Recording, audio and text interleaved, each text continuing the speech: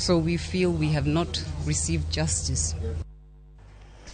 Oganda modak aluora Manyamasaria koro wuok oko odiochieng' achiel kende bang' aora Manyamasaria muomo kiewo mare kendo yweyo puothegi ka muko moko kuom utegi bang' koth mane ochwe odhiambo manyoro weyogi kod oula mapek. Oulano obiro kendo pong'o aorano, gino mane omiyo kalo kiewono kendo ywayo thoth puothe ka kuonde moko to ne obedo kata ne obaro kendo laka kochomo puothe kod udi. Masirano koro weyogi gi paro kaluwore gi kech makoro ochomogi bang' kothno kod oula ketho cham manyocha gipidho ka gigeno kayogi e kinde mabiro.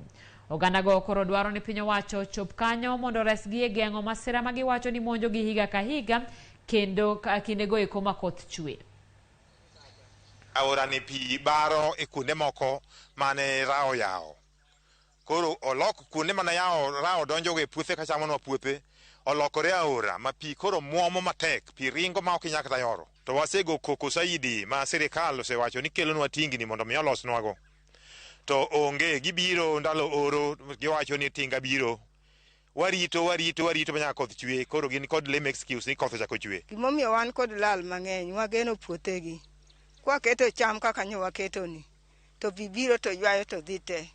Koro wabet maonge geno. To sirikal bende ok dewa.